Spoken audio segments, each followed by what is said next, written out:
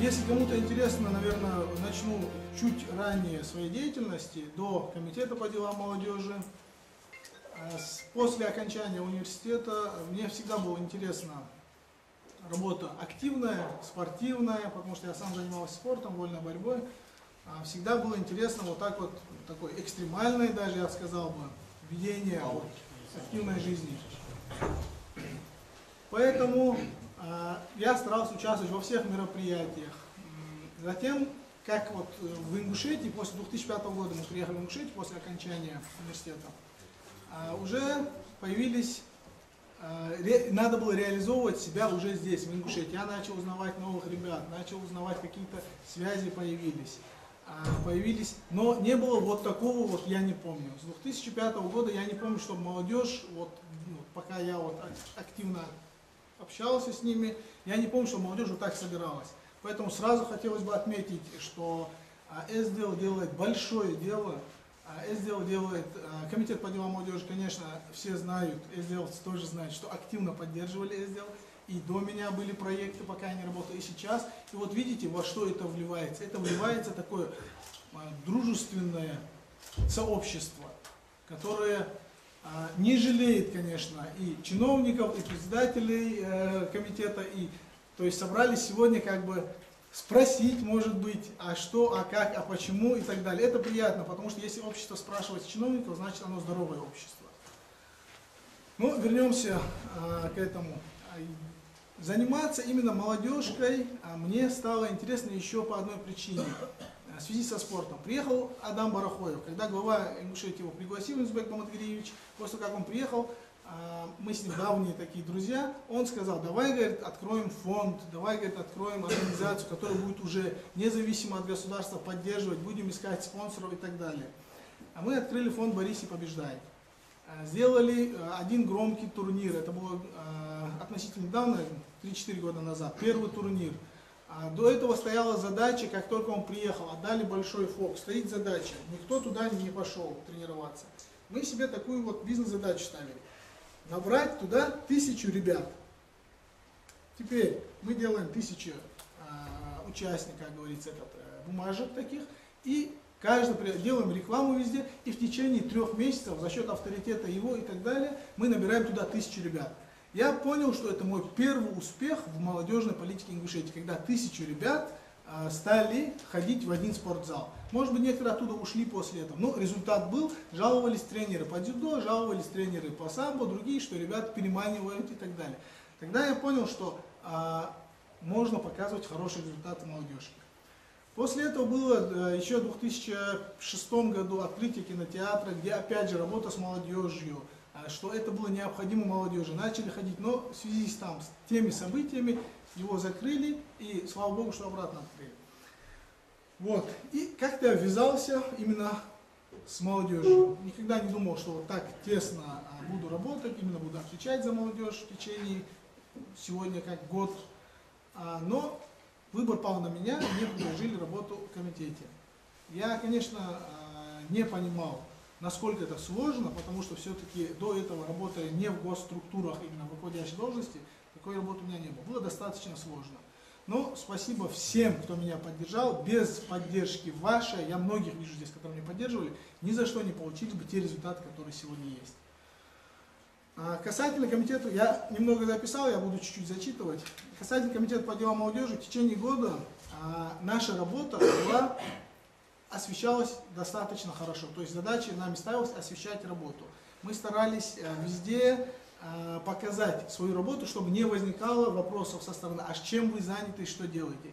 И сегодня всегда можно залезть на сайт наш и посмотреть за этот год, какие работы были проделаны. Потому что у многих возникает вопрос, а зачем этот орган нужен, а чем он занимается? Потому что комитет по делам молодежи, ну, как сказать, его структура не всегда и всем понятна. Это политика, но это молодежная политика. Значит, она уже не взрослая и уже зависимая от взрослой политики.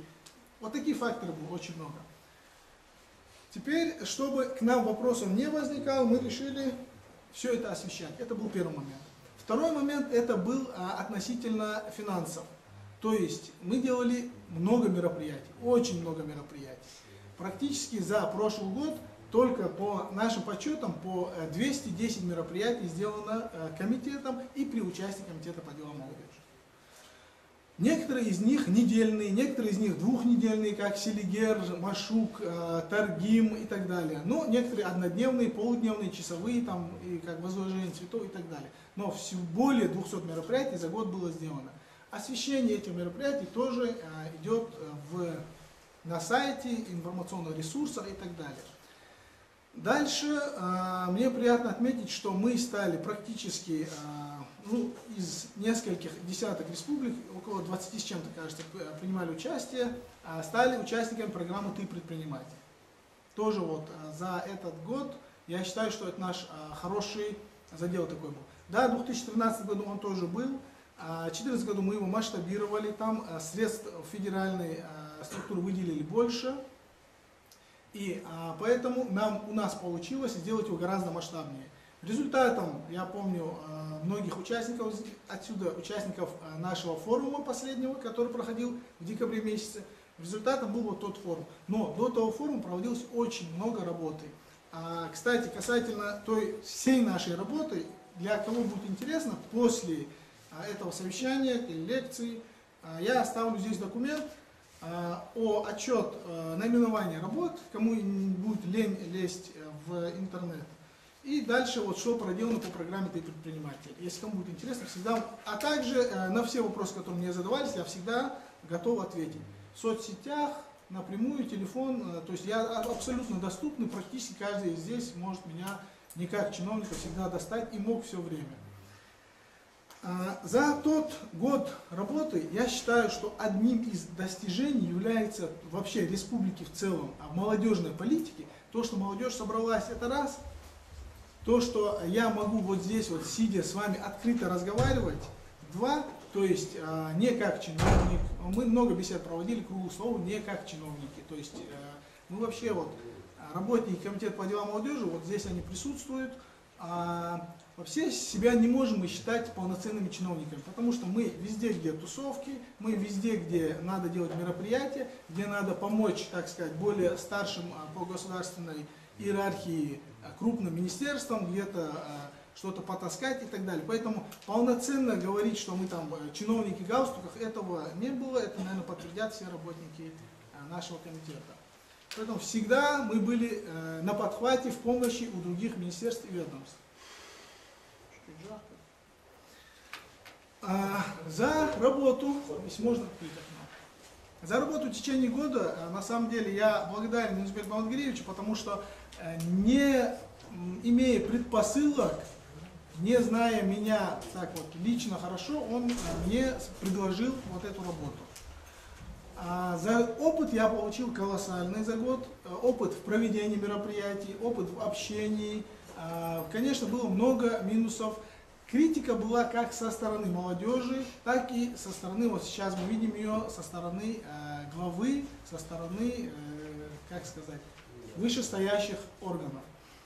Критику мы всегда воспринимали достаточно хорошо, то есть внятно, как сказать, реагировали на нее хорошо, потому что вы все помните, что после Машука были недовольны по грантам, молодежка была недовольна. После последних событий были недовольны, сделал замечание и глава. Поэтому на критику, я думаю, стоит реагировать стабильно, потому что лучше в корне подумать, исправить, выпрямить. Потому что мы на самом деле же не себя показываем. Мы же делаем общее большое дело. И раз есть критика, я считаю, знаете, есть работа. Раз есть работа, она где-то неправильно выполнена. Ее выпрямляешь, и все должно стать на место. Вот, это мое ощущение.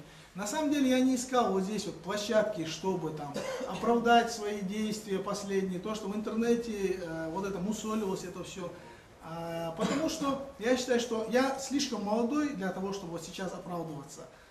Это было бы некрасиво со стороны ингушского этикета. Я сделала сейчас, считаясь даже в государственных структурах молодежной политикой, то есть мы считаем себя молодежью, да? Как это будет выглядеть? Тебе сделали замечание, а ты говоришь, нет, это так, нет, это не так. Значит, где-то недоведение информации до того же Юнусбека Маматгиреевича, главы, или же администрации главы, есть наши упущения. Но отметить, что нету работы с молодежью, конечно, немного обидно всегда, когда вот ты что-то сделал, но после этого говорят, нет, вот вы этого не делали. Всегда бывает обидно. Я хотел бы не заострять на этом внимание, потому что обиду мы сегодня оставим себе, а работу будем показывать завтра. На самом деле до сих пор, вот в интернете было, что уволен и так далее, до сих пор я спрашивал администрации, звонил, нет указа, мне не вручили о том, что я не работаю. Поэтому я подождем указа, я буду уже знать, что мне делать уже дальше. Но в любом случае, в помощи в молодежной политике, в реализации каких-то проектов я останусь твердо, потому что какие-то вещи, какие-то проекты я выполнял и до работы в комитете по делам молодежи. Мне это интересно, это моя родина, это мои братья, это мои сестры, это мои друзья. Мы ставили перед собой какие-то определенные цели. В дальнейшем я буду ставить определенные другие цели выше, потому что я вижу, мы вместе с вами растем. Каждый год проекты все масштабнее, каждый год людей становится больше. Это раскрывает глаза молодежи. Касательно молодежи, которые учатся.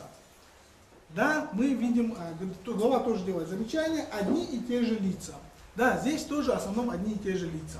Потому что мы старались эту проблему исправить, потому что интересующаяся молодежь, она примерно одна. А интересующаяся молодежной политикой тоже примерно одна. Допустим, по колледжам это уже немного другая молодежь, ее надо вытаскивать. Поэтому для этого у нас была работа по всем колледжам направленная. Да, можно сказать, что им сегодня сложно, что после колледжа не всегда можно найти там рабочее место. У них есть трудности, сложности, которыми им надо помогать решать. На форумах, как на Машуке, на Селигере и так далее, то вот ставилась задача такая, что мы охватывали других лиц. В 2014 году по подсчетам, примерным подсчетам, конечно, по лицам не скажешь, по фамилиям, так сказать, на 80% состав участников Машука, он обновился. Было достаточно сложно с ними работать, потому что он обновился. И для этого, когда мы увидели, какие фамилии идут для участия, а непосредственно сидит вот Расул Зурабов, который собирал эти списки участников, мы решили организовать выезд и сделать максимально возможную копию Машука у нас в горах. Это был наш кемпинг, мы его назвали, образовательный форум. Там уже были вызваны те самые эксперты, которые будут на самом Машуке, и чтобы они этих преподавателей не боялись, чтобы они природы не боялись, живя в палатках и так далее. Да, конечно, это нам обошлось очень много труда непосредственно, потому что это была выездная кухня и так далее. Именно для того, потому что была новая молодежь на Машуке. Для этого это организовывалось. Определенный эффект свой там был. Почему? Скажу. Если в 2013 году у нас было 45 грантополучателей, и участников было менее чем 150, я думаю, Расул уточнит. 160 было общим участников в 2013 году. Победителей было 45. 45, да. То в 2014 году у нас из 160 было 55 грантов из 200 человек. Кстати, сам лимит участников тоже мы подняли. Мы всегда говорим, надо отбирать молодежь. Я и отсюда сидя тоже буду призывать молодежь, потому что отбирать было сложно, потому что мы получали практически под лимит этих ребят. И когда подавших заявку 200 человек, а тебе надо из них отобрать 200, то это немного сложно. Это получается, тебе приходится работать с тем же материалом, который есть. После того, как мы провели кемпинг в горах наших, не хватило результата. Мы видим, они еще сырые. Мы уже у себя в комитете сажаем преподавателей в течение месяца и уже распространяем информацию. Каждый день с 2-3 молодежью работать, нарабатывать, учить, защищать свой проект и так далее. Определенный результат дали мы. 55 защитивших проект. Из них идет следующий этап работы. То есть Машук делился на две части. Первый этап и второй этап. Если ты выполняешь первый этап, сдаешь отчет, получаешь следующий этап денег. То есть грант поделили на две части. Многие, выполнив даже свою работу, не умеют сдать правильный отчет. Для этого у нас опять-таки садится группа людей, которые помогают писать отчеты, помогают считать цифры, формировать его в помощь ребятам. 54 человека из 55 защитилось. Против 2013 года, где было их меньше 20 из 45. То есть я в последнем общении с Росмолодежью, мне сказали, что достаточно хороший результат был, потому что эту планку мы подняли на высокую степень. Теперь насчет защиты этих проектов. Конечно, задача не стояла за счет вот этих вот грантов, улучшить инфраструктуру республики и так далее. Первая задача стала заинтересовать эту молодежь. Мы ее выполнили, я считаю, достаточно хорошо. Во второй задаче была такая проблема. Тогда, кстати, и Меликов Сергей Алимович, который нас собирал и контролировал весь этот процесс, это было для него тоже, как и для меня, первый этот форум, где были, только потом видели ошибки. То есть, когда проект идет на 500 тысяч рублей, а наши ребята, вы сами знаете, что не будут сдавать проекты на 50 и 100 тысяч рублей, и из них им выделяют 100, 100 и 200 тысяч рублей, сложно выполнить такой проект. Мы столкнулись с этой сложностью, где проект на 500 тысяч выделяется, допустим, 200, и мы уже как-то где-то стараемся им помочь, где-то найти. В ряде проектов мы нашли небюджетный источник, чтобы помочь, купить, отдать, передать и так далее. Но в большинстве случаев у нас тоже нет такой возможности, чтобы всем осуществить эти проекты, дать средства. Поэтому проекты стали выполняться частично. Мы с этой задачей тоже столкнулись. То есть мы смотрим проект уже здесь, давайте сделаем в корне то, что нужно, остальное оставьте, средств не хватает. Но однако на ту сумму, которая давалась от Росмолодежи, эти проекты были защищены. Мы на самом деле являлись такими координаторами, но никак не заказчиками, грантовыдавателями и так далее. Старались изо всех сил, результат, вы сами знаете, конечно, результат с критикой. Поэтому после Машука мною, и не только мною, кстати, коллегам моим, было предложено на Машуке сделать, во-первых, объединенные большие проекты под 700-800 миллионов рублей, чтобы была возможность реализовать весь проект.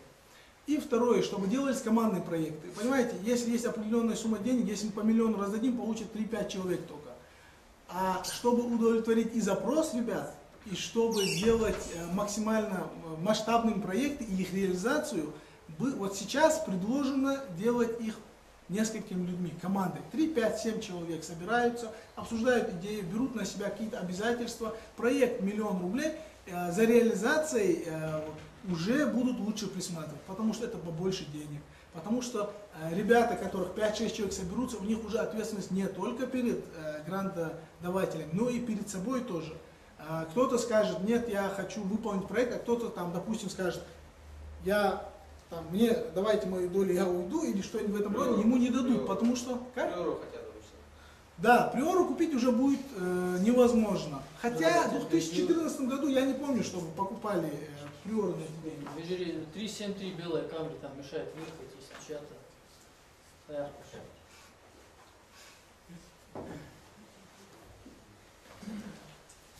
Это касательно Машука, так коротко, поэтому если на 2015 год идти, я тут вижу Станислава Олеговича, который, скорее всего, поэтому информации точно у меня тоже нету, информация должна быть из официальных источников, чтобы об этом утверждать. Но если комитеты объединят и все-таки туризм будет главенствовать там, то и в помощь, так сказать, и нашему туризму, говорю так, если проекты будут, они будут командными.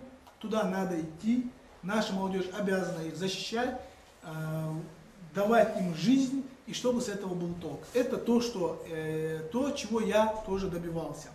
Если это будет сделано, как бы ни сложилась сегодня там лично моя работа и так далее, я буду это считать своим достижением в том числе. потому что мы и вот шли к этому, долго шли, долго спорили со всеми и так далее. Второе, касательно нашей дворовой молодежи и достижения их. Вы все знаете, кожаный мяч, вот такой турнир есть, ежегодно он проходит в России и так далее. Даже есть здесь, в зале, я знаю ребят, которые ездили во Францию от Ингушетии в каких-то 90-х годах. Но в прошлом году у нас была, почти мы достигли этой цели, чтобы выйти и представлять Россию на международном уровне. Мы заняли среди молодежи по СКФО первые места. Там 3 возрастные группы. И на чемпионате России второе место среди молодежи среднего возраста, юношей среднего возраста, и среди старшего возраста 3-е место в России. То есть на чемпионате России мы заняли 2-е и 3-е место. На самом деле я считаю, что это тоже хороший результат, потому что все-таки в России быть в тройке это достаточно сложно, я знаю, из спорта, из вольной борьбы. Также могу отметить, что мы... Да, тоже небюджетные источники умудрились поставить 10 площадок воркаута по всей республике. Это помогло. Какой подход был, когда мы их ставили? То есть я думал о количестве подтягиваний. То есть, если парень подходит, а там стоит турник, подойдет, 3 раза подтянется, допустим, ну встал, 3 раза подтянулся. В следующий раз он увидел там симпатичную площадку, захотел туда пойти и так далее, и так далее. По республике собрать 10 площадок, молодежь подтягивается, допустим, если количеством эквиваленте посчитать, это, ну не знаю я, там 50 тысяч подтягиваний в год молодежи, Ингушетии и так далее. Они не могут пропасть зря. Труд спортивный зря не пропадает. Будь то, если они никогда не станут профессионалами, завтра это студенты каких-либо вузов по России, завтра это представители нашей нации. Если у них будут плечи пошире, они, я вас уверяю, по спорту, они гораздо будут увереннее в себе. И поэтому все понимают, что дворовой спорт нужен. Это был наш подход именно по воркауту. Для того, чтобы сделать его интереснее, мы сделали турнир. Районный, республиканский, открытый и по СКФО. На турнир по СКФО к нам приехали Workout 24, который развивает этот воркаут по всей России. Мы показали первое командное место по СКФО, и воркаут начал развиваться. То есть мы вот не должны потерять вот эту тоже вещь. То есть она сегодня не требует каких-либо финансовых вложений, она требует постоянного там учета, занимающихся, заинтересованности и какого-нибудь приза, чтобы провести эти соревнования. То есть за малые средства вытащить максимально пользу, эта задача перед нами тоже стояла. И сами площадки. Если официальная площадка, кенгуру они называются, стоили 350 тысяч рублей, они есть фирменные и так далее, то по тем же схемам, по таким же ростовкам и так далее, их сделать нашими ребятами-сварщиками было в 3 раза дешевле. Поэтому мы эти площадки заказали у наших ребят, и это обошлось гораздо меньше.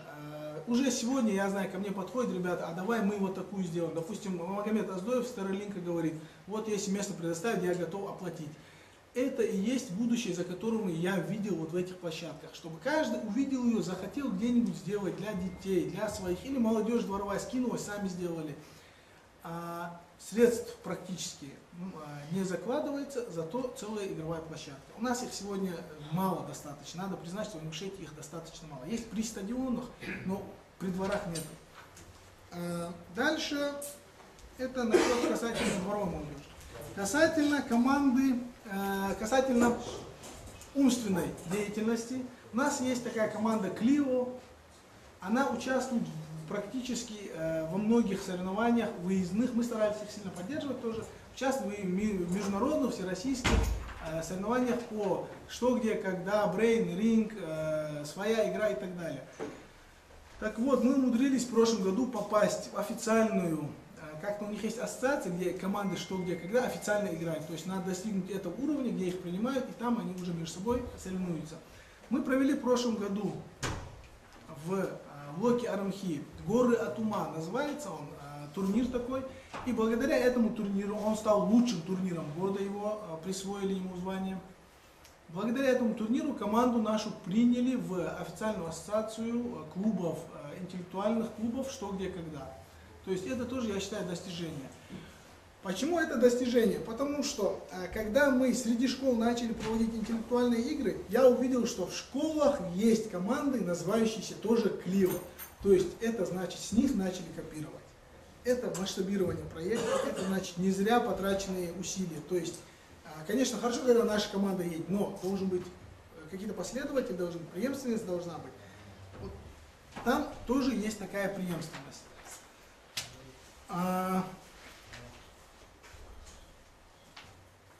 Давайте тогда чуть-чуть можно поговорить.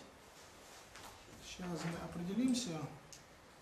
Поговорить о проектах, которые нам сейчас близки. За счет программы «Ты предприниматель» у нас появилась, она была, спасибо за это Бузуртанову Ахмеду, была ассоциация молодых предпринимателей Республики Ингушетия, но все мы знаем, как она была. То есть отсутствовал интерес, поэтому не было желания и так далее. Он меня сейчас винит, говорит, ты сейчас всех взбудоражил, говорит, всех охватил, а потом после этого, говорит, бросать это дело нельзя. Сидеть здесь, мы, вот по ним у нас есть определенные будущее. За них я вижу определенное будущее. Это, во-первых, тот же коворкинг, который мы столько долго пытаемся сделать, у меня никак руки до него не доходят, но я думаю, если будет сейчас побольше времени, обязательно надо добить его. Дальше есть та же программа «Ты предприниматель», которая масштабировалась уже на соседние республики. И с последнего совещания в январе месяце обещали увеличение немного средств, масштабирование на республике, то есть уже есть такие деловые, ну скажем так, круги среди молодежи, где эти программы можно делать совместно. А для этого очень важно в помощь делать вот эти коворкинги. То есть место, где человек может прийти и за какие-то 5000 рублей в месяц получить рабочее место, получить оргтехнику только для реализации своей идеи. Я вижу за этим будущее и буду считать, если он все-таки буду считать это своим достижением, если у этого проекта будет свое будущее. Буду повсеместно, где бы я ни был, помогать этому проекту, потому что за этим будущее ингушской молодежи в плане деловых качеств, проявлений и так далее. Конечно, не стоит от них ждать сразу там силиконовой долины, как бы они выросли, но все же это начало, это первый шаг. Поэтому, Ахмед, я тебе даю слово, где бы я ни был, я буду поддерживать и буду из своих средств, из средств наших друзей и так далее. Второе, мне понравилась последняя идея, которая сейчас стоит, озвучена была Хасаном Нагиевым, это фонд поддержки молодых ученых. Почему я говорю? У нас есть ассоциация молодых ученых в республике, да, они выезжали на какие-то конференции и так далее. Мы с ними пообщавшись, я знаю, что нет такой поддержки молодым ученым. То есть это, возможно, грантовая поддержка. Но какая бы она ни была, вот этот фонд, он немного даже важнее, я считаю, чем фонд помощи малоимущим. Потому что за счет каких-либо потом, за счет этих ученых, когда они достигнут какой-то высоты, возможно, решатся многие проблемы наших бедных ребят. Поэтому этот фонд, он не менее значим, чем сам фонд Тешим, хотя я знаю, насколько важен Тешим, какую работу они делают. Поэтому в этом плане тоже я считаю, что нельзя останавливать работу, и комитету совместно, даже если будет с туризмом, все равно стоит обратить внимание на это. Дальше мы говорили на прошлой неделе, ровно мы говорили с Хасаном о волонтерском корпусе. О волонтерском корпусе при Тешим. Я почему об этом заговорил? Сейчас мы сделали волонтерский корпус 70-летия Победы. Это достаточно такая громоздкая вещь, но там есть, если даже не все, очень многие ребята, которые туда добровольно, вот мы обходили университеты, колледжи и так далее, добровольно подавали заявление на участие вот в волонтерском корпусе. Возможно, из этого корпуса, а он у нас, скажем так, имеет свою определенную задачу, 70-летие Победы, это помощь в реализации вот этих праздников, это будет распространяться на 2015 год. Но даже с середины 2015 года этих молодых ребят можно не потерять, а им дать вот вдохнуть в них вторую жизнь, то есть это присоединить их вот к волонтерскому корпусу при Тешим. Поэтому эту задачу я тоже считаю, что надо обязательно добить, с ними общаться тесно и дать этим ребятам будущее. Потому что очень важно, когда с молодыми людьми разговариваешь, они меньше от тебя ждут там каких-то средств, денег и так далее, они ждут будущего. Куда мы придем, а что мы можем сделать, хотят быть соучастниками этого процесса. Поэтому я думаю, что все-таки стоит обратить внимание на корпус 70-летия волонтерской, и чтобы им дать вторую жизнь в виде переманивания, в виде добродетелей именно в фонде Теша.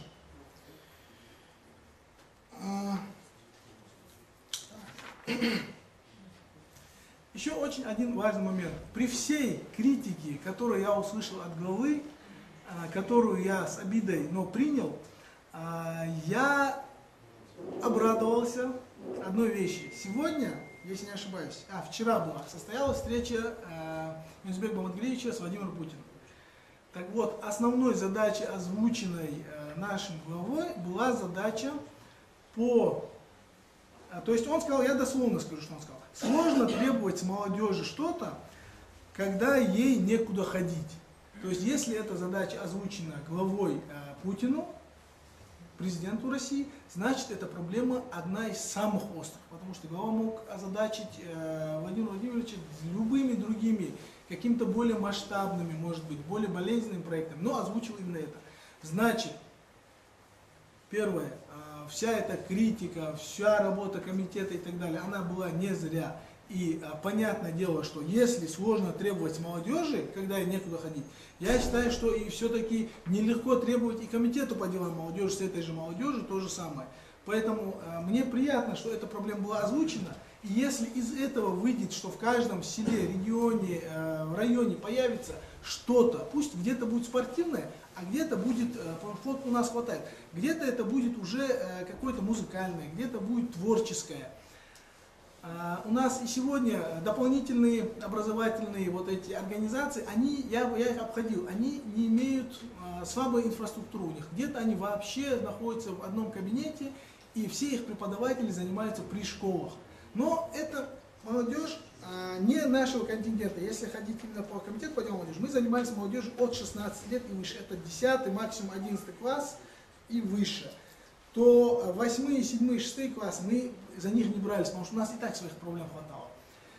Но ребятам с 16 лет и старше тоже сегодня мало есть куда ходить. Есть, как сказать, спорт. Сейчас появились там шахматный клуб, благодаря Харсию Алихану, один открылся дополнительно. Но мы все заточены под это.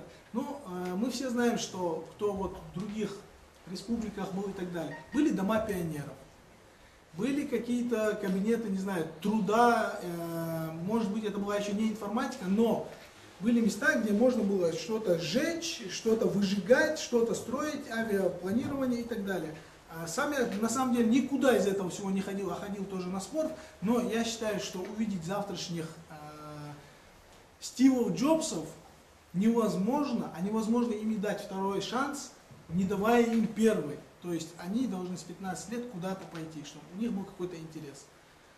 Поэтому я считаю, что вот такой вот посыл Владимиру Владимировичу, возможно, решит некоторые вопросы, не все, некоторые вопросы молодежной политики Ингушетии. Потому что мне было немного сложно и обидно, когда инфраструктура соседней Кабардино-Балкарии, где я ее хорошо знаю, потому что я там вырос, я знаю сегодня возможности Чеченской Республики, где просто дом молодежи сравнится с администрацией главы сегодня по своим масштабам, и другие вещи, но в конкурентном поле мы им нигде никогда не уступали. То есть в конкурентном поле мы шли примерно одинаково. Молодежь это чувствует. Ведь всегда, когда ребенок идет в школу, если он одет хуже, чем его сосед по партии, он жмется, он комплексует. Вот чтобы этого не было, нужно давать больше молодежи. Но молодежь, она когда прибывает где-то, она через 1-2 дня смешивается, никогда не отделяется там ингуш, чеченец, кабардинец, балкарец и так далее. Вся она смешивается, и это большой плюс вот таких вот межрегиональных форумов. Но хочется, чтобы наша молодежь была не то, чтобы там, вот мы любим говорить, чтобы не хуже, чтобы на уровне и так далее, а чтобы лучше, чтобы шли передовиками, потому что опять-таки не хочется говорить, а чем мы хуже. Мы ничем не то, что мы не хуже, мы такие же, как и они. И кто будет прилагать больше усилий, победит сильнейший. В чем это не было? Будь это в спорте, будь это в добродетелях, будь это в других отношениях. Поэтому то, что озвучил глава, мне как бальзам на душу после всех этих сложностей, которые были в критику озвучены мне. Немного я коснусь коррупции, потому что все-таки такой проект у нас был антикоррупционный, мы старались. За год я не получил ни одного письма в ящик, который установлен у нас в комитете, ни одного письма за год я не получил. Да, было дело какие-то, как из анонимов, какие-то оскорбительные вещи были абсолютно ложные, я об этом заявляю сегодня, абсолютно ложные. Но не было ни одного письма. Я здесь сидя, отвечал на эти вопросы, когда здесь Зара Мальсагова занималась начинающими журналистами. То есть она дала меня как подопытного кролика, здесь посадила, они меня, не жалея, обкидали этим вопросом, я на эти вопросы отвечал уже. Но сегодня, повторюсь, это абсолютно лживая информация была для дискредитации. Я считаю, что чем я и комитет по делам молодежи будет выше этого, тем мы достигнем высших результатов. Первое, не дадут соврать мои работники. Первое, что в комитете случилось, это полный отказ от входа наличных средств в комитете. То есть, если все-таки в 2013 году по отчетам и так далее, которых я видел, на мероприятия выдавались средства под отчет, как это делается, то сейчас мы не то что старались, а сделали так, что все прозрачно, все перечислением, все через тендеры, все через аутсорсинг. То есть я считаю, что имея в комитете 20 человек, у нас и так мало людей, чтобы выполнять всю молодежную политику на всю республику. Если посчитать по нормативу, то нам не хватает человек 30. Мы не можем позволить, чтобы там человек занимался вот только организацией какого-то праздника. Потому что, или мероприятия, потому что у него еще отчеты, у него еще письма, у него еще там много чего другого, анализа, мониторинга и так далее. Поэтому такие вещи надо отдавать на аутсорсинг, на выполнение другой организации. Я даже помню, когда получил программу «Ты предприниматель», сидя здесь в дружеском кругу, я предлагал, кто-нибудь есть человек, который возьмется, который все на себя берет. Вот эти предложения, есть, конечно, не все следят там за тендерами, за этим всеми, но заранее освещать, что у нас предстоит это, у нас освещение полностью было. Почему? Потому что комитет сам не то чтобы не потянет, он не может это делать по своему принципу, у него другие задачи. Поэтому всякого рода такие мероприятия делались под контролем, конечно, под координацией наших работников, а где-то и помогали, бегали сами физически, но делались в таком масштабе.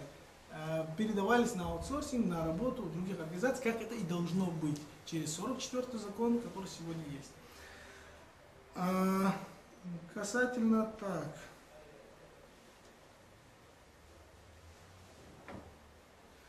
Примерно то, что я хотел рассказать о работе, рассказал. Хочется подчеркнуть, что здесь есть куча мероприятий, я их сейчас просто озвучивать в связи вот с тем, что за 2014 год это у нас предстояла в апреле коллегия, где мы должны были вот всю информацию по проделанной работе дать. Вся эта информация сейчас есть на сайте нашем kdm06.ru. Я думаю, прежде, если у кого-то возникнет какая-то ситуация, какие-то сомнения по работе комитета, всегда зайдите на наш сайт, посмотрите, уточните. Просто все-таки соблюдать регламент. Если есть вопрос, поднимаем руку и тогда, во-первых. Тимур, Сбербанк. Тимур, фамилия? Шадыжев. Сбербанк. Вот у меня вопрос, да? Мы отслеживаем в Сбербанке, да, вот индивидуальных предпринимателей, активность предпринимательскую и так далее. 2 года мы отслеживали маршрут. Есть ли такие, которые реально реализованные проекты, которые уже дальше стали на ноги, стали предпринимателями, ну и фактически стали клиентами банка? Есть такие реальные проекты? Или это там только социальные проекты, которые, ну, только... На маршруте проекты практически все социальные, там был только один блок из 8, который был направлен на предпринимательство. Я не могу сказать, есть ли там и так далее. Допустим, на мою память я могу сказать, что салон красоты для инвалидов, если они осуществляют такую деятельность, значит они должны, может быть, открыть счет для того, чтобы фирму открыть. Но такие вещи, где перечисления им не совсем нужны, может быть, только разве что налоги оплатить, которые можно и без банка оплатить. Я не знаю, есть ли организации, которые именно стали клиентами банка, не могу говорить. Но я могу сказать по программе «Ты предприниматель». 118 организаций, которые открылись, 118 организаций, которые, чтобы открыться, должны стать непосредственно этими клиентами Сбербанка, потому что вы знаете все здесь или Россельхозбанка, они есть. Как их дальнейшая судьба складывается, надо мониторить, смотреть, потому что даже из, как сказать, любой бизнес, он проверяется год-два, в основном там, на мою память, 8 из 10 бизнесов закрываются в Ингушетии, на мою память, потому что я раньше как с бизнесом сталкивался. Но как минимум они вставали на учет и мы их отслеживали на начальном этапе. За год изменений кадровой политики в нашей структуре не было. Скажу почему. Непосредственно нашей. Во-первых, если мы сегодня, допустим, до сих пор Расул Турабов является исполняющим обязанности заместителя председателя комитета. То есть, хорошо, вместо него сегодня берем другого человека. Этот человек пока вникнет, пройдет несколько месяцев, правильно?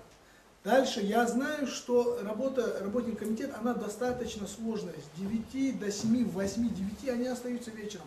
Дальше это постоянные выезды, сопровождение молодежи куда-то в Анапу, в Сочи и так далее. По всей России мы гоняемся. Даже среди своих друзей я не нашел желающих, которые хотят на эту работу прийти. Среди своих друзей я не нашел желающих, которые хотят прийти на работу. Но, то есть это ответственных, это, таких хотя бы каких-либо минимум, но личностей, которые потянут эту работу, которые получили образование. Но, даже если они придут, им надо вникать.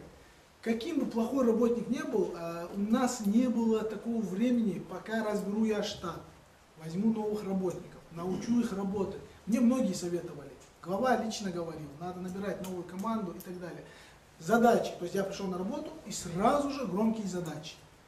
Пошли. 9 мая, всероссийский конвент ингушской молодежи, выезды, автопробеги, сразу же пошли. Времени менять лошадей на переправе просто физически не было.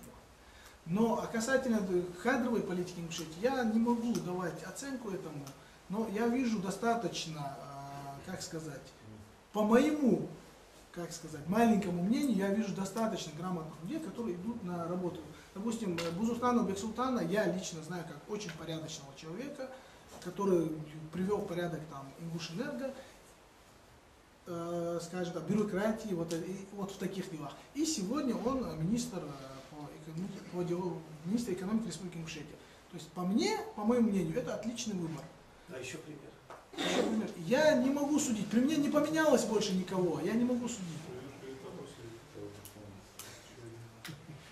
Все, что я могу ответить, ответил. Так, вопрос следующий у кого?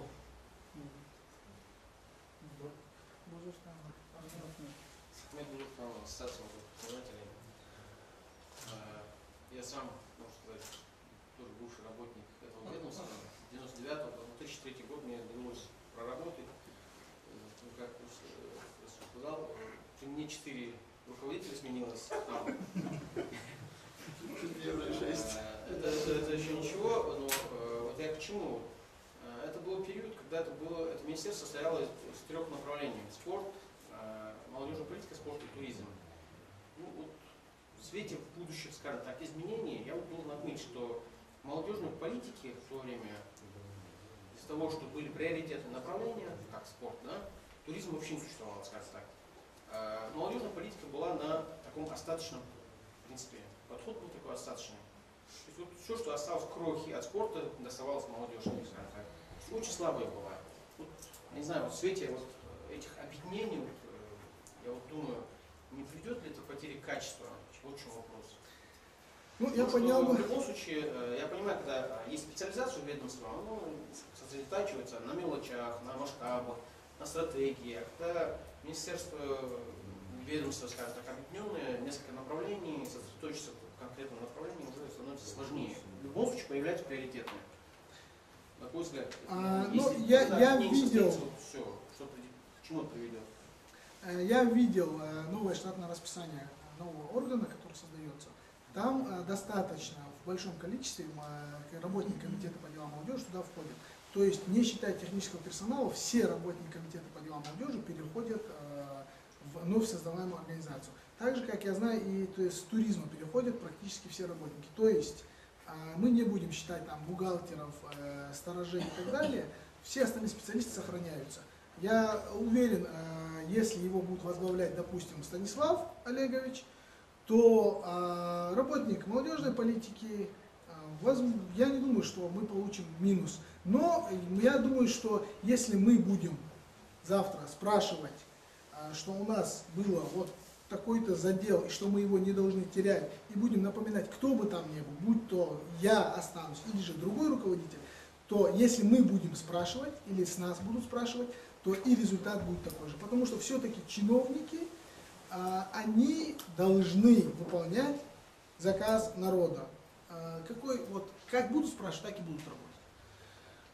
Потеряют ли? Я надеюсь, что нет. Хотя, с другой стороны, есть сложности по финансированию, небольшие сложности, по задачам общероссийским, по экономии бюджетных средств и так далее. Но я думаю, за счет креатива, за счет других новых идей можно возместить это все и не потерять работу. А также того, что не было несколько лет назад, это работа общественной организации, это вновь создаваемые живые молодежные организации, которые что-то делают. Будь то это клуб добрых людей, волонтерские волонтеры ребята, будь то это новые создаваемые волонтеры Притешев и так далее. Есть сегодня живые молодежные проекты. За счет них, я думаю, комитет по делам молодежи должен вытянуть и масштабироваться. Зураб, у меня в продолжении вот этого ответа вопрос, ну вот насколько ты оцениваешь активность нашей молодежи ингушской по пятибалльной шкале? Насколько, чтобы все услышали, вот, когда есть возможности, когда есть контакт напрямую с руководством там, того же КДМ, там, кроме там, грантов, которые можно получить на Машуке, то есть где не задействованы какие-то финансовые именно средства? Ну, чтобы не ставить троечку, обычно учителя всегда ставили 4 с минусом. Я считаю, что в этом есть задача тех же учителей, то есть заранее, заблаговременно надо готовиться к проектам. При таком подходе твердую четверку всегда можно ставить. Но если это спонтанные какие-то новые, организованные какие-то мероприятия, да, конечно, там бывает недосказанность, недоведение до конца до молодежи всей. То, что интересно может жителям Сунжского района, не интересно жителю там Назрани, да, и персонально точно так же. Такое бывает, поэтому если выполнена качественная работа комитета, органа, то это на твердую четверку. Можно еще вопрос? Да, конечно. Я Станислава знаю, вот, как бы министерство Я и так тоже. далее. Ну, я имею в виду, я обоим вам вопрос, да? Вы как бы ближе к делу. Ну, нас, как бы, банк немного пожестче, да? Японская пословица гласит, да, чего нельзя посчитать, того не существует вообще. Молодежную политику ее же никак не посчитать, да? У нас в банке, да, кто-то сделал, это сделал в конце года, остаешься, не сделал, домой. Да? Какие-нибудь вот ключевые показатели эффективности KPI есть у вас, например, вот, чтобы вам нужно сделать, или, например, там, ладно, 9 мая, там, кто-нибудь там, да, ну и так далее, все домой. Или, ну, какие-нибудь есть такие, просто есть тенденция, что Герман Греф придет к вам, правительство, да, тогда у вас они точно будут. Просто, я имею в виду, сейчас есть у кого-нибудь, может быть, не у вас, вот, у нас правительство. Я отвечу на этот вопрос. Да, в туризме, если я не ошибаюсь, это в туристах непосредственно, которые нас посещают, потому что я общался с другими министрами, допустим, в Нальчике это было по подсчету за первые 10 дней января 35 тысяч человек, посетивших Прельгрусия. Вот такие результаты они себе ставили. Я именно этот вопрос задавал в Сочи на форуме первом, вот, в котором я оказался, всероссийском форуме, где собирались все руководители министерств и комитетов. Прямо скажу, сложно вот такой вот дать KPI, но в себе я это видел, во-первых, вовлеченных ребятах. Да, можно ответить на этот вопрос, легко нарисовать эту сумму, эту цифру, ее тут сложно проверить. Легко нарисовать, сложно проверить.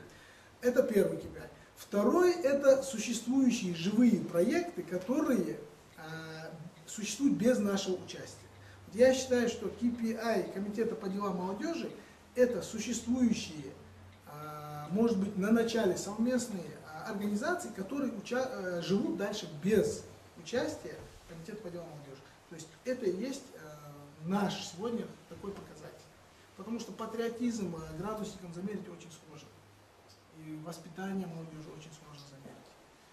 Но Вот всегда... есть вот эти проекты, их в количестве сейчас вы можете назвать, в количестве, и чтобы, например, следующий их, например, удвоил. Да, конечно, я сразу же говорю, по количеству очень... Да, 210 мероприятий по количеству это 2014 года. Плюс там же есть расширенная уже отчетность по выполнению работ с примерным количеством участников. Допустим, когда мы с тобой делали драг-рейсинг, то там я посчитал количество людей, я считал так. Был пролет по забору от столба до столба, их было там 20 штук. Я просто как сейчас помню, как я считал. 3000 человек я насчитал физически, вот так вот, по этим. Но я не считал тех, кто стояли с этой, участники и так далее. Но вот мы считали от 3 до 5 тысяч человек, посещаемых, которые пришли на драг-рейсинг. Для Ингушетии это огромный результат, потому что я недавно смотрел чемпионат России по драг-рейсингу, там было участников больше, а зрителей было не больше, чем в Ингушетии. Примерно вот так мы считаем количество участников и всегда фиксируем их. А на форумах гораздо легче проверить это, потому что там это уже оплата, билет и так далее. Несмотря на известно, что тот же индус, там есть, здесь у нас, например, если бы тебя назначили, это объединенное министерство, каким образом нужно привлечь туристов в нашу республику? Как сказать, у нас каждый думает креативно, очень много думающих. Это целый институт, это целые проекты, как привлечь. Я не думаю, что просто красивыми словами или же поверхностным отношением к туризму можно что-то кардинально поменять. Но благо мы видим, что кардинально что-то поменялось, потому что появилась же все-таки у нас горнолыжная трасса, появилась же у нас единственная канатная дорога в республике, появилось у нас такое мероприятие, как битва в горах, где у нас рекордное количество людей посетило. То есть мы же их вытащили один раз. 2 раза уже вытащили. Теперь они должны научиться, то есть они даже должны начать ходить уже, сами уже посещать это. Поэтому за счет такой поддержки от руководства республики, то туризм идет неплохо. Но, с другой стороны, у нас он очень слабо развит. Очень слабо развит. Мы знаем, что стартовая площадка тоже была с нуля. Но по поверхностным отношениям в туризме ничего не изменить, я в этом убежден, потому что я сам знаю, зачем едет турист. Я, допустим, еду туда всегда кататься. И когда там невозможно кататься, то второй раз человек уже может не приехать. Это не потерять результат, то есть, как говорится, если вы даете рекламу раньше, чем у вас готовый результат свой, то есть объект, не знаю я, и чем услуги, которые может представить, то это может сыграть в антирекламу. Когда человек придет на вашу рекламу, а у вас нет продукта, это гораздо сложнее. Поэтому, нет, я не знаю, у каждого человека есть свой способ, это целая работа, огромный проект по увеличению там, численности туристов и так далее. На него так просто ответить невозможно. Можно сказать сейчас поверхностно, а давайте мы там сделаем пешие прогулки, там велосипедный байк, там джип-центр, но сложный в реализации. Как бизнес-проекты, очень сложные в реализации. Сложно ответить на этот вопрос. Так, следующий, кто хотел задать вопрос? Так, да, вот, Роберт, обязательно. Вопрос такой. Представьтесь, пожалуйста. Финансовые трудности возникали при организации и планировании мероприятий проведения? Спасибо за вопрос. Да, конечно, всегда возникают финансовые трудности. Они обычно даже возникают, когда мероприятие на носу. Целая процедура, чтобы даже если имеются средства, найти эти средства, это целая большая процедура. Надо пройти 7 кругов ада, пока вот эти средства окажутся в нужном месте, в нужном количестве. И на каждом этапе идет своя сложность. Да, возникали сложные ситуации, да, приходилось кого-то просить, подождать и так далее. Но в итоге комитет рассчитался со всеми долгами, рассчитался за 2014 год, закрыли мы хорошо очень. Поэтому с моим приходом там были какие-то сложности, но это тоже прекратилось. То есть была такая практика. Завтра мероприятие, работник комитета бежит в магазин спорттоваров, отоваривается там в долг, делает мероприятие, а долг остается. Вот эту практику мы прекратили сразу же. То есть я запретил своим работникам за счет своих средств что-то приобретать для выполнения проекта в первый же день, как я вышел на работу. Да, конечно, это ударило там по внебюджетным источникам, но проблему мы решили на корню. И сегодня ни перед кем комитет не задолжал, ни перед кем не должен. Хотя нет, один долг остался. С декабря месяца мы оплата помещений, где мы сидим. Так, вопрос хотел задать. До тебя хотел Зураб, Расул задать вопрос. Когда Ахмед Зураб. Да. Мне интересно, вот, кроме вот этой федеральной программы предпринимателей, у нас связано с развитием предпринимательства вообще в России, какие-нибудь другие программы существуют, федеральные, или какие-то коллеги, коллеги по молодежной политике других регионов принимали на уровне регионов какие-то программы специальные, реализовывали, проекты какие-то были, почему в России есть.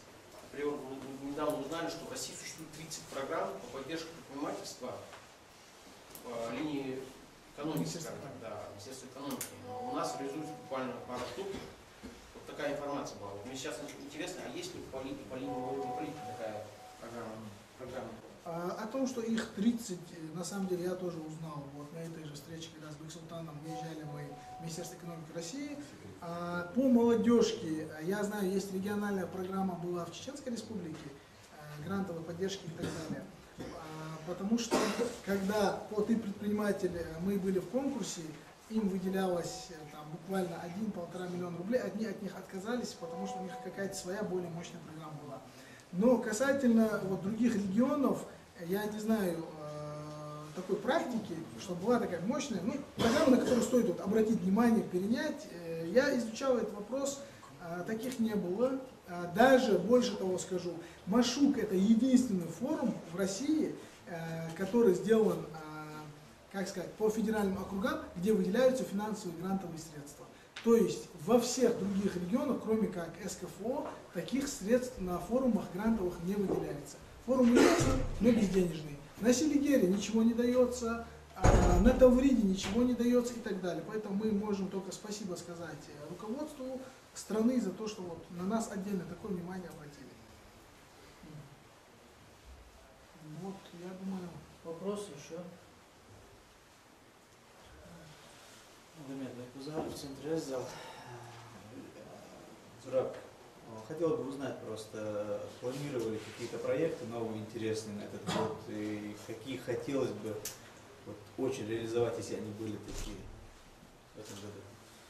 Вообще проекты, конечно, хотелось бы, есть интересные проекты и так далее, допустим, но мы в прошлом году начали достаточно масштабно.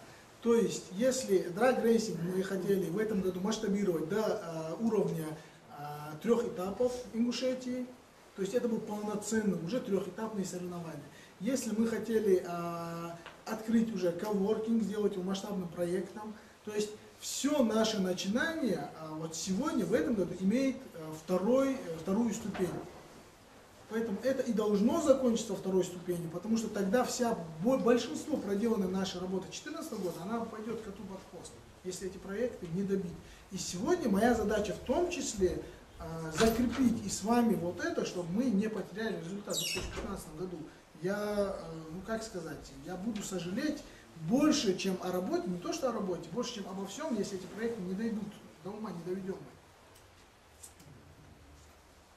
Проектов много очень, начинаний очень много было. Мы со всеми же это обговаривали, с большинством из вас. Вот ответ на вопрос. Так, вопросы еще? Или мы можем уже подводить итог? Так, да, коротко. Егор Магомед Амин. Хотел бы задать такой вопрос. А есть ли такие проекты или еще что-то, те, которые мы не реализовали так, как реализовали соседние республики, так же, например, как Грозный, Чечня, Осетия? Есть ли проекты, Мы всегда достаточно тесно сообща работаем с министром, представителем комитета соседних республик по СКФО. Часто встречаемся, это все мои близкие друзья на сегодняшний день, потому что оказались хорошими людьми. Но делимся информацией, делимся позитивной информацией, а вот у меня вот такое-то, есть у вас что-нибудь. Я не знаю, что можно было бы ущербнее для нас, кроме одного. Допустим, в Дагестане республики 53, если я не ошибаюсь, муниципальных округа, и в плане реализации молодежной политики они ее реализуют через муниципалитеты. Вот этот опыт я пытался применить у нас, потому что при муниципальных округах у нас вообще слабо развита молодежная политика. То есть молодежной политикой занимается работник соцотдела при муниципалитете. Они, да, я за них отвечу, они перегружены. Мы их не раз собирали для того, чтобы довести до них информацию. Некоторые нас поддерживали, говорили, вот у нас есть какое-то помещение или подвал или что-то, вот если вы его взяли бы, вот если бы вы своего работника прислали бы, ну мы тоже перегружены, мы не можем там взять двоих-троих, отослать где-то работать в районе, тяжело это сделать. Поэтому реализация молодежной политики через муниципалитеты – это то, что должно быть. Потому что с принятием 131 закона они являются на своих местах хозяевами, они являются, и комитет по делам молодежи должен быть координатором молодежной политики. Вот. Это мое видение в реализации молодежной политики в Ингушетии. А в России есть вообще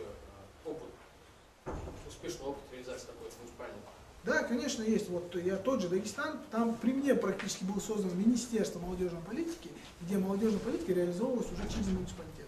Потому что их, если не ошибаюсь, в самом комитете работников не больше, чем у нас, но зато есть вот реализация через успешно считать или просто есть? Они начали, но другого, я не вижу другого, вообще нет другого вида реализации молодежной политики. Конечно, через муниципалитеты, конечно, через доступность до сел и так далее. Из-за отсутствия такого мы организовывали общение в каждом селе, в каждой школе и так далее. Но каждый раз всегда там находиться у нас не получалось. Так, ну я думаю, крайние сейчас вопросы у нас уже пойдут, завершающие вот рука. Да. От лица фонда в первую очередь хотел поблагодарить Зураба за участие и до КДМ, и будучи руководителем КДМ. Я сказал, да, и хотел бы, чтобы ты не сдавался. Чтобы не сдавался, чтобы, вот как ты говоришь, мы легких путей не ищем. Продолжал также активно продвигать нелегкую, да, молодежную политику в нашей республике, понимая нашу ментальность, понимая всю сложность нашей молодежи. Но работы очень много. Да, в любом направлении очень много работы. Поэтому мы и благотворительный фонд Ишин, и центр ЭЗО, не только, и все здесь сидящие, иншаллах, они будут поддержкой той деятельности, которую ты по воле Всевышнего будешь продолжать. Мы надеемся, да? Вот как мы здесь некоторые уже как бы прощаются с тобой, да? Я в первую очередь не хотел бы, чтобы ты так уходил. Как ты сказал, очень много начинаний и очень много работы, и вот эти начинания надо довести до конца, а потом, может, годиков через 5 можно уйти и свободно.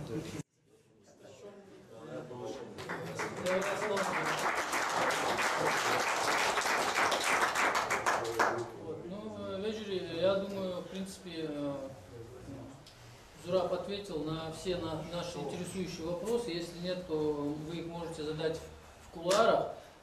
Сейчас я на правах модератора, вот у нас сегодня присутствует действующий председатель комитета по туризму Республики Аристов Станислав, наш давний партнер центра «Эздел», еще по работе, по его работе в администрации главы Вот, поэтому, если есть желание, Станислав, мы хотели бы тоже, если есть вопрос, задать вопрос, или же все-таки выслушать тебя немножко. Я тоже чуть-чуть скажу. Мне важно, чтобы работа, все начинания комитета, которые начались, они были закончены. Поэтому я сейчас не знаю кадровой политики главы. Да, было совещание, где глава говорил, что мне замечания делал, и говорил Станиславу, чтобы он не делал тех каких-то ошибок и так далее. Но я думаю, что на нем сейчас, если будет продолжение, обязанность довести вот это вот до конца. Поэтому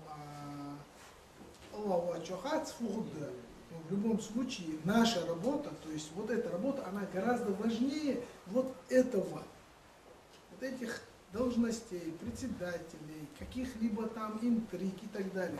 Потому что все вот это должно только помогать проектам молодежи. Это самое главное. Еще раз. Салам алейкум. Я, во-первых, благодарен фонду ЭСДЛ за такой формат. Я работал во многих регионах и задавался вопрос о том, есть ли какие-то проекты, которые Ингушетия сделала хуже, чем другие. Да? Я могу сказать, что тот уровень гражданского общества, который показывает фонд ЭСДЛ, другие общественные организации, все активисты, которые здесь присутствуют, они делают многие регионы. Я могу сказать, это Республика Дагестан точно и Смоленскую область, вот где я работал. Начну я, наверное, с ответа на вопрос Тимура, потому что некрасиво не отвечать на вопросы, да? Ты задал нам обоим. Что касается KPI. По туризму, совершенно правильно Зураб ответил, это туристы. И здесь я часто и в интервью говорю, что как бы я красиво не разговаривал, да, как бы я красиво там стрижку не делал или там умные слова не говорил, самое важное это количество туристов. И так получилось, что у нас их считают даже не чиновники, а пограничники. Потому что у нас в Жиравском районе с двух сторон есть 2 поста. И там считается, и поэтому глава, прежде чем там давать мне какую-то оценку, он набирает Цветкову и спрашивает, дайте нам распечатку, какое количество транспортных средств проехало через оба поста. Плюс к этому всему мы еще добавили еще одну функцию подсчета туристов, это через биллинг мобильных сим-карт.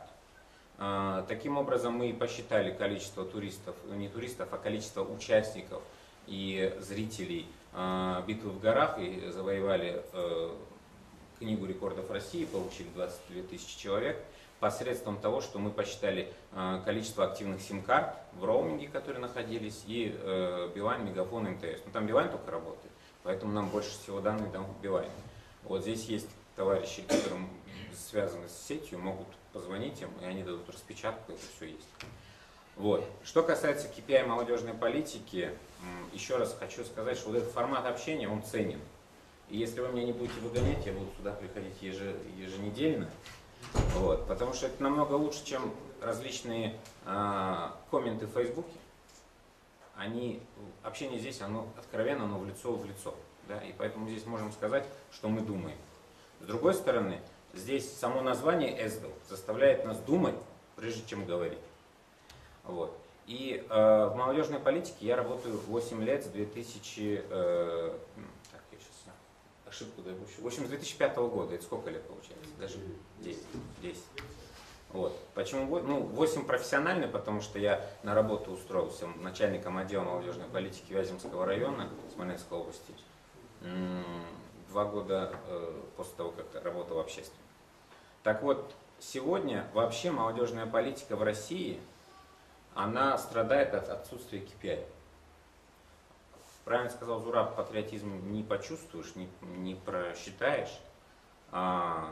Мое понимание следующее, что сегодня, когда каждый из нас становится свободным человеком от денег родителей, ну не иждивенцем, да, может сам себе зарабатывать, сам трудоустроился, закончил образование, вот в этот момент он переступает быть иждивенцем, и у него появляется какая-то визитка, на которой написано там Тимур Сбербанк, там, Магомед Автослесарь и прочее. И сегодня в системе политической власти Российской Федерации, молодежной политики, вот этот профиль профобразования и профориентации, даже в образовательных учреждениях, он очень на низком уровне. Поэтому, наверное, в моем понимании, основной KPI молодежной политики – это количество трудоустроенных и количество поступивших по своему внутреннему ощущению, правильно там, по направлению молодых людей, без крутого тейпа, без каких-то связей, денег, а просто за то, что вот он талантливый молодой, он прошел какой-то цикл молодежных мероприятий, будь то молодежное предпринимательство, будь то там волонтерский корпус, и в конце он трудоустраивается, открывает свой бизнес, поступает, если он там прошел школу молодых спасателей, на университет МЧС России. Поэтому и это важно посчитать. Поэтому я считаю, что и, наверное, работал бы в этом направлении, по крайней мере в туризме я стараюсь это делать, это трудоустройство молодых людей именно по профилю и сначала их выявление активных из общего числа. Из тех пацанов, которые сидят там на керточках, семечки жуют, да, и других, которые читают книги, саморазвиваются, но при этом не обладают там какими-то связями. И вот найти именно этих ребят, неважно где они живут, на заводе, там, Берт-Юрте, Сурхахах, Али-Юрте, неважно где, главная задача это их вытащить. По поводу, вот, все-таки хотелось бы сказать, сложившейся ситуации, да, вот по поводу ситуации КДМ, между ОКДМ и Комитете по туризму. То, что сейчас мусолится и обсуждается в соцсетях, честно говоря, вызывает легкое раздражение. То, как нам преподносится эта информация, потому что незнающие люди формируют мнение из СМИ и соцсетей, из источников информации, может формировать негативное мнение о человеке, не зная его. Так практика сложилась. То, что там пишут, большинство в это верит. Поэтому мы не должны поддаваться. И это не вина руководства. То есть просто мы хотим, чтобы Центр Эйдзел хочет, чтобы на это обратили внимание, чтобы при доведении информации все-таки ее доводили более достоверно. Вот. По поводу работы с КДМом, за прошедший период Центр Эйдзел и КДМ это был успешный союз, мы считаем, и это так и есть, и это не просто слова, а это показатели реализованных проектов, таких как Школа лидеров, Счастливый Курбан-Байрам и другие. Вот. Поэтому это показатель работы, тот же показатель работы Зураба Мальсагова при его нахождении в комитете по делам молодежи.